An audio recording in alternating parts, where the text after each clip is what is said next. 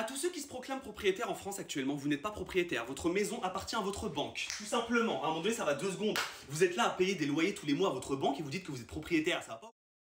Il existe deux types de personnes.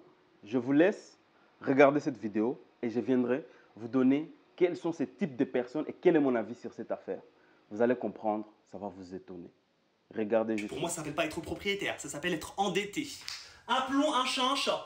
Et vous êtes endetté jusqu'au cou. Vous êtes là à demander des crédits immobiliers sur 25, 30, 35 ans. Are you serious? Avec un taux d'intérêt de 5%. Et vous avez à peine l'apport qui permettra de payer 6% du prix initial du bien que vous voulez avoir. Et vous considérez que vous êtes propriétaire. Delusion. Vous êtes dans une illusion, les gars. À un moment donné, ça va 2 secondes. On vous a tellement vendu l'illusion de la propriété. On vous a tellement dit, les gars, si tu es propriétaire, c'est que tu as réussi ta vie, en fait. C'est ça qu'il faut faire en France, que vous avez plongé la tête la première. Regardez, payez tout ça tout au long de votre vie et vous serez propriétaire, vous aurez le statut de propriétaire. Et hop, vous avez plongé dedans, les gars. Et maintenant, la banque, elle vous tient par les...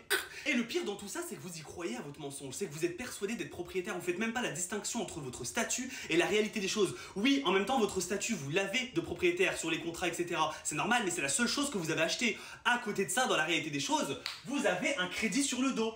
Donc vous êtes endetté, d'accord? Les seules personnes qui peuvent se permettre de dire qu'elles sont propriétaires sont les personnes qui ont entièrement acheté leurs biens. Mais on sait tous autour de nous, les gens qui se disent « Oh, je suis propriétaire, oh oui, je suis propriétaire de ma maison et tout. » Ils ont tous un crédit sur le dos, les gars, d'accord? Même ceux qui achètent leur téléphone, là, qui mettent 4 mois à les acheter, genre, qui mettent paiement en 4 fois, et ben pendant les 4 mois, c'est pas votre téléphone, vous n'êtes pas propriétaire. Vous êtes propriétaire seulement quand vous avez entièrement payé ce que vous devez, en fait. Autrement, vous êtes juste endetté. Et les gars, vous vous rendez compte que même quand on est propriétaire d'un bâtiment ou d'un bien ou peu importe, eh bien en fait, quand on clame, nos enfants, ils doivent payer quelque chose pour avoir ce bien. Vous vous rendez compte? C'est-à-dire qu'on n'est jamais 100% propriétaire de notre bien en fait. C'est une illusion qu'on a voulu vous vendre en fait. Je sais pas comment vous expliquer, oh my god. Le but aujourd'hui, c'est d'être libre. En 2023, on veut être libre. Et être libre avec un crédit sur le dos, c'est pas possible. Please les gars, n'essayez pas de chercher à vouloir atteindre des buts qui n'existent pas. Le but de la propriété n'existe pas en fait. C'est juste une illusion qu'on a voulu vous vendre pour que vous puissiez consommer et faire des crédits et faire des prêts. J'ai vu et revu la vidéo de M. Zaki et je me suis rendu compte à quel point il est très intelligent. Cette vidéo est interpellatrice. Elle nous dit beaucoup de choses sur les systèmes qui fonctionnent le monde. Écoutez très bien. À l'époque de l'esclavagisme, on donnait aux esclaves à manger et un toit pour un travail durement abattu sous le soleil. Parfois, il y avait des fouets, mais bon, comme la personne avait besoin de manger et de dormir, il était obligé d'aller travailler très durement. Et les temps modernes ont fait en sorte qu'ils ont compris. On ne va pas forcer aux gens de faire ça, mais on va créer un système dans lequel la personne viendra travailler, il aura droit à un papier qu'on appellera communément argent. Et avec cet argent, on lui donnera juste assez pour manger et pour dormir. Pour que demain, quand il aura encore faim et qu'il sera peut-être endetté et qu'il devra payer ses mensualités de maison, ou bien s'il sera locataire, il devra payer ses loyers, il sera obligé de revenir travailler. Ils ont créé un système pour que tu puisses être dépendant d'un salaire. Pourquoi est-ce que moi j'ai fait les études d'économie, un peu d'entrepreneuriat, un peu de finance? Pourquoi on ne nous apprend pas à créer nos entreprises, à tenir très bien nos comptabilités en tant que propriétaire d'entreprise? On nous apprend à tenir de comptabilité en tant que comptable, simple employé. Ça veut dire que le système est designé à ce que nous soyons des esclaves.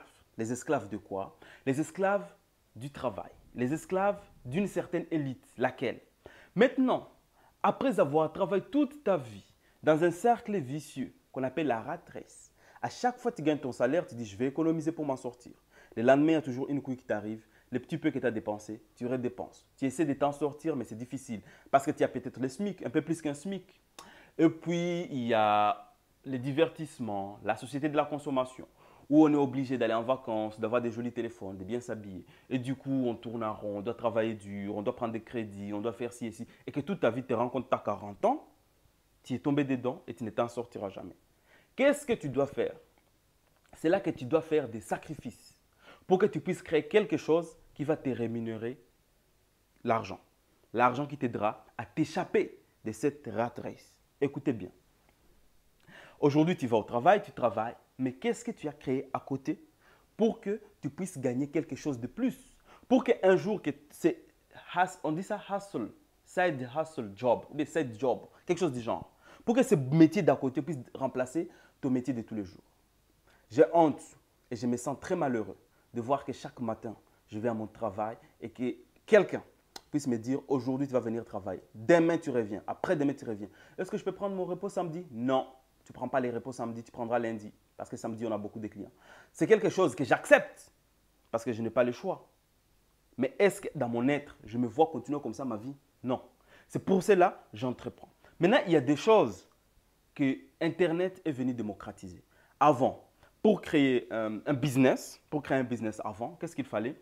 Il fallait aller t'inscrire en tant qu'entrepreneur, savoir comment les trucs marchaient, aller voir un comptable, faire beaucoup de démarches, faire, comment on appelle ça, aller poser des questions aux passants pour savoir si c'est la bonne industrie, est-ce que ça va marcher ou pas. Aujourd'hui, Internet a créé des millions d'entrepreneurs qui, grâce à des vidéos, qui, grâce à des blogs, qui, grâce à, je ne sais, des montages vidéo, ils ont créé des business en ligne. Donc, Internet est venu démocratiser à ce que tu puisses voir des jeunes qui jouent aux jeux vidéo sur Twitch, qui sont millionnaires, multimillionnaires. Pensez-vous que Inoxtag ou Michou soient plus intelligents que vous? Certainement, vous voulez dire non, mais j'ai dit que oui, ils sont très intelligents plus que vous. Parce qu'ils ont su tirer profit de ce que la modernité nous offre. Je suis allé trop loin dans mon sujet. Mais si vous revoyez la vidéo de M. Zaki, vous allez dire qu'on nous a menti depuis qu'on existait. Qu'aujourd'hui, plus que hier, nous devons nécessairement nous battre pour nous sortir de ces cercles vicieux où nous sommes endettés, pris par les coucounès ou couilles, et trois, où nous sommes des esclaves d'un système moderne qui fait à tout prix pour que nous restions en bas de l'échelle. La seule façon de s'échapper, c'est de trouver un moyen de gagner l'argent et de s'en échapper. J'ai dit ça, je dis rien. Merci beaucoup, M. Zaki.